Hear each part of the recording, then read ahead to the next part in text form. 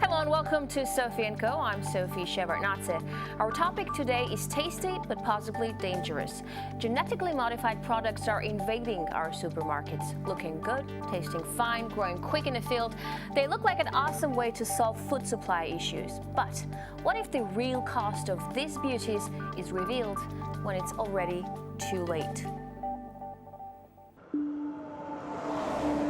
The God delusion, breaking into nature's design. The green revolution and genetic engineering tech were sold as the keys to feed the world's hungry. But famines still strike. The world's most vulnerable have not been saved.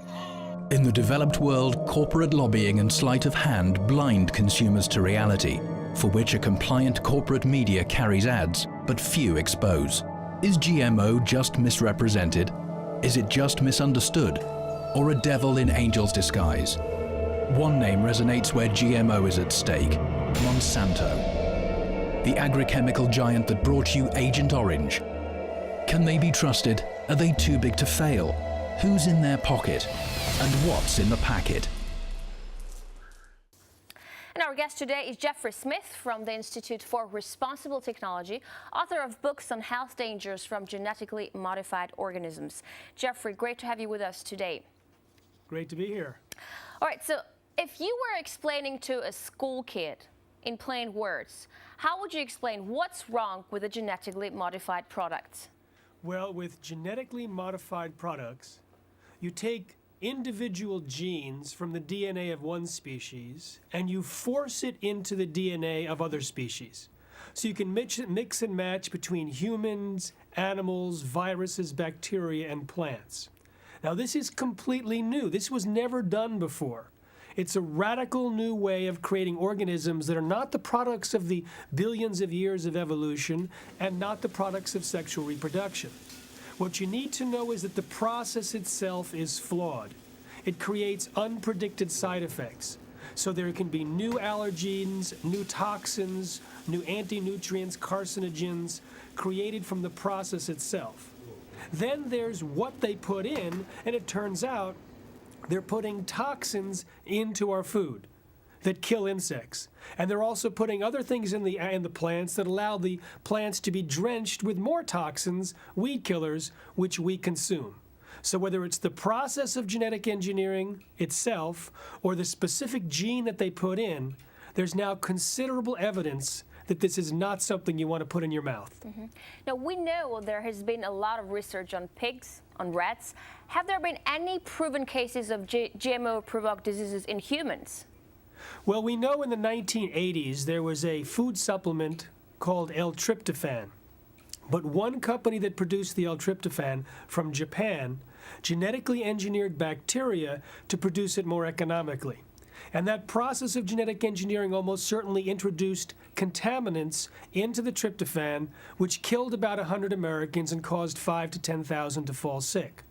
Tragically, the FDA completely covered up the links to genetic engineering, did not even report on the fact that it was a genetically engineered brand that caused the problem when they reported on the epidemic to Congress, and hid the evidence from investigators. Mm-hmm. This has been typical of the FDA's stance at promoting genetically modified foods. Now, we don't have any human feeding studies to look at, but we do now have case studies. Thousands of physicians around the United States are prescribing non-GMO diets to their patients. They and the patients tell us that they're getting better from a wide variety of diseases and disorders. And so this gives us support for what we're also seeing with lab animals, with livestock, and with the theoretical characteristics of the toxins that are in the foods that we eat. Can I ask you something? Do you disagree with the use of GMOs on purely scientific medical grounds, or do you also have moral qualms as well? I have no problem with the technology per se. I think it's important to have the technology. If we can correct a defective gene in a human being with human gene therapy, that's great. But that's a risk that one person will take. Right now, we cannot predictably and safely manipulate the genes in the way that we're doing to protect health and the environment. So to release the products of this infant science, which is prone to side effects, into the food supply and moreover into the environment where the self-propagating pollution of the gene pool through pollen drift and seed movement makes it irreversible, that's not responsible at this time. Maybe in 50 to 100 years, maybe at some point in the future when we fully understand the DNA enough to make these manipulations, then it would be responsible to introduce GMOs into the outdoors or food. I know the advocates of the GM crop say they can help us combat poverty, starvation, diseases in the developing world. Is there any truth in these claims? Well, not according to the experts, just according to the public relations groups of the biotech industry. The world's experts at feeding the world and eradicating poverty actually have a report called the ISTAD report, sponsored by the UN and the World Health Organization, etc. And it concludes that GMOs in their current form have nothing to offer feeding the world or eradicating poverty. But this has been the promise to get people to try and promote the technology and accept the technology, but it doesn't bear out. In fact, it doesn't even increase average yield. It reduces yield on average, according to independent science. But Jeffrey, from your point of view, are there any tangible benefits at all from GMOs? If you put blinders on, yes. You see, the most popular genetically modified crop is called Roundup Ready. It's produced by Monsanto, and they produce Roundup herbicides. So the Roundup Ready crops are able to drink or withstand applications of Roundup herbicide, which would normally kill the plant. So from the narrow farmer's perspective of weeding, it's easier because you can spray over the top of the crops, kill all the other plant biodiversity, but not the Roundup Ready crops. What they don't look at is the health dangers to those who eat the crops that now have the Roundup absorbed into the food portion. They don't look at the damage to the soil, the damage to the ecosystem, the promotion of plant diseases, more than 40 of them in the United States as a result of the use of Roundup. If you look at the big picture, the current generation fails. If you narrow yourself down to one particular attribute, you can sing the praises of this flawed technology. Right, so Monsanto produces Roundup, right? Tell me, show me the bigger picture. How did Monsanto get so big?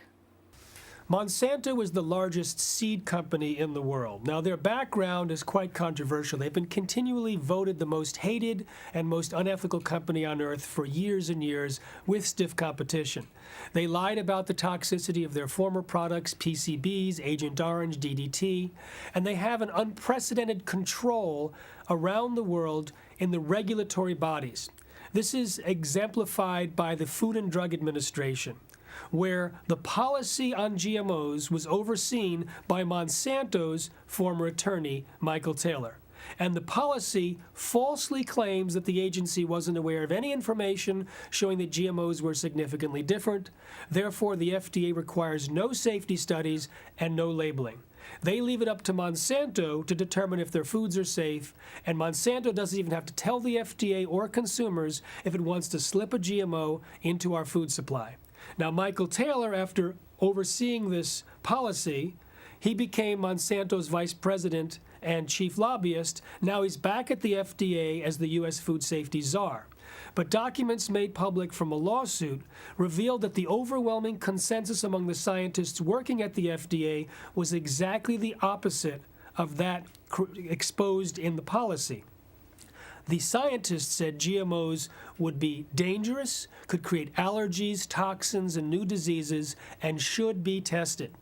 Now, Monsanto's takeover, essentially, of the FDA has been replicated around the world. I've been to 37 countries, and I've seen how they capture regulators, ministries, departments, etc.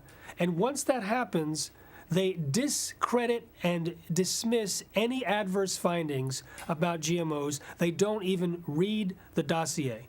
Unfortunately, it's a rubber stamp situation around the world, and if you trace it back, it comes down to they're doing it based on Monsanto's own research, which we've caught them red-handed, rigging their research to avoid finding problems and covering up problems when they persist nonetheless. But I still don't understand how Monsanto got so big. They have paid an enormous amount of money for campaign contributions and lobbying.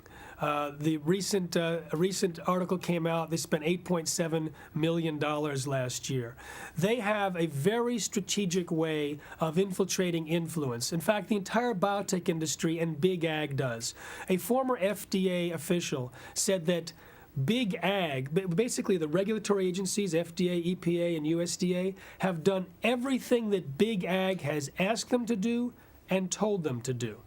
So we see influence even in the courts. Clarence Thomas on the Supreme Court was Monsanto's former attorney. The Secretary of Agriculture, Tom Vilsack, was the former Biotech Governor of the Year. He had given an award to Monsanto. The chief negotiator for the United States is a former CropLife person, basically the trade group for Monsanto and the other biotech groups. The person at the USDA who used to give out money for research, another Monsanto person. When they approved bovine growth hormone, Monsanto's drug, which is injected into cows to increase milk supply, 2 former researchers from Monsanto took positions at the FDA at the time that the drug was approved. So they have insinuated themselves in through money, revolving door, and other influence methods. Jeffrey, are there any countries that officially oppose GMOs? Oh, yes. In fact, there are many countries that do not allow GMOs to be planted on their soil. Many countries in Europe, Peru, Switzerland, Venezuela. There's countries like Zambia that don't allow it in the food supply. But by and large, there's about 6 countries that do most of the growing, maybe 90% of the growing, and they export the food around the world, and so a lot of people are exposed. But in Europe, the big ban in Europe is not from the governments, but it's from the food companies. In February 1999, a gag order was lifted on a scientist, and the scientist was doing research on GMOs to figure out how to test for the safety. He accidentally discovered that GMOs are extremely dangerous. Within 10 days, caused massive health problems to rats. He went public with his concerns and was a hero for 2 days at his prestigious institute. But then phone calls from the UK Prime Minister's office to the director ended up causing him to be fired the next day, silenced with threats of a lawsuit. But in February 1999, the gag order was lifted by an order of Parliament, and there was a firestorm of media about the health dangers of GMOs. Within 10 weeks, the tipping point of consumer rejection was achieved in Europe, so Unilever, followed by Nestle, followed by virtually every other food company, committed to not feed Europeans derivatives of GMOs. The same companies feed Americans and Canadians and others the derivatives of GMOs because we haven't raised a stink, because the information about the health dangers has not been widely circulated on those continents. All right, it's time for a short break. Coming up next, is the genome reversible, and can Monsanto be a force for good? Stay tuned.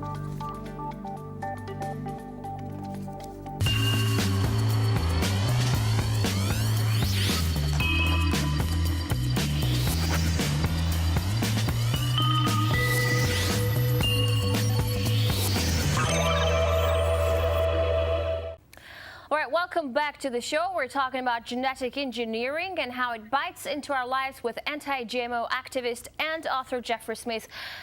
Jeffrey, we're talking about Europe. So the problem there is that the EU requires GM products to be labeled as such, but there is a loophole there where imported products don't need to be labeled.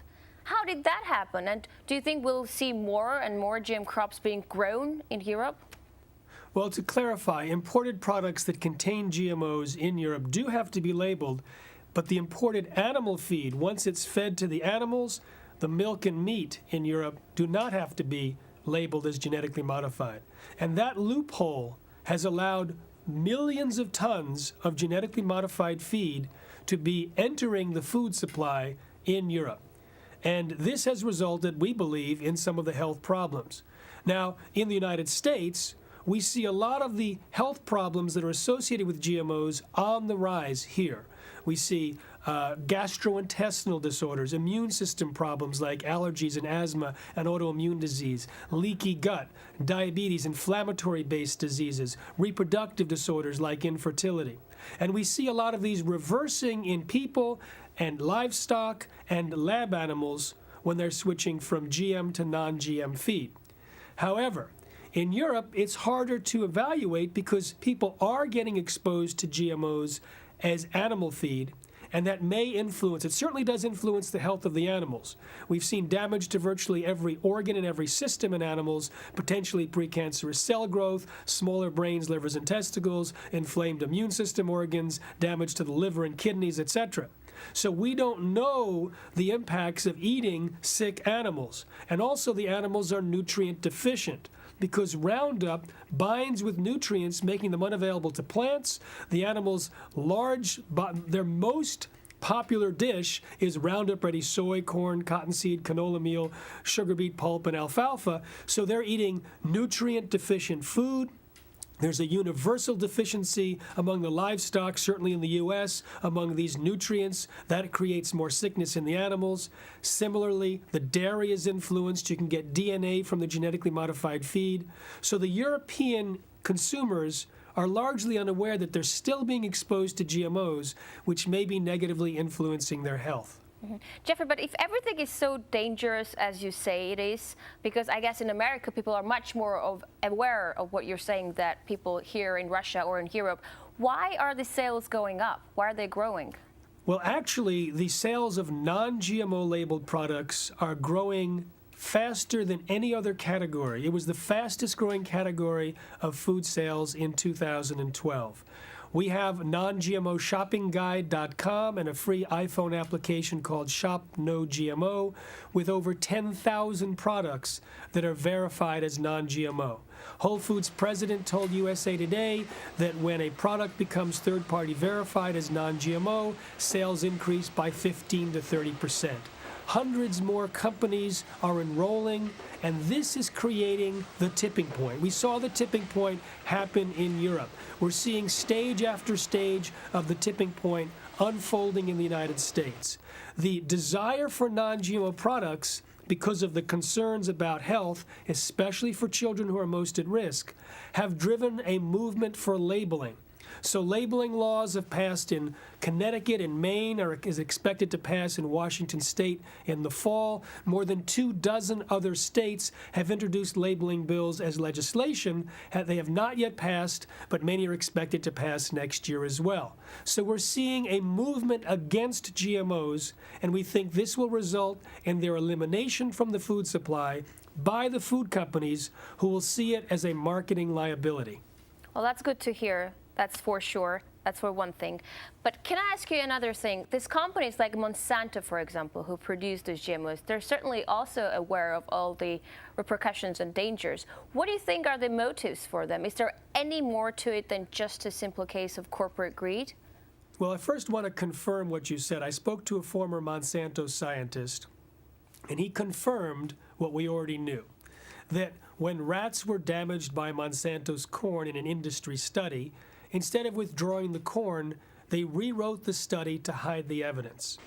Similarly, he told me that 3 of Monsanto's safety study testers for bovine growth hormone, which is injected into cows to increase milk supply, they tested the milk and found so much IGF-1, a cancer-promoting hormone, in the milk that the 3 Monsanto scientists refused to drink milk thereafter, unless it was organic. One bought his own cow. Now, we know from experience that Monsanto has this agenda to push it out. I talked to someone who was in a San Francisco conference in 1999, and he heard Monsanto's consultant, Arthur Anderson, describe how he had worked with Monsanto's executives by asking them first, what's your ideal future in 15 to 20 years?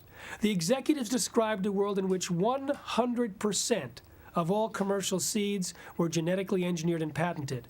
And this would give Monsanto and the few biotech industry colleagues control of the world's seed supply. When you control the seeds, you control the food. The food is the largest traded commodity. If you have control of the food and control of the farmers, it's an enormous control and profit motive.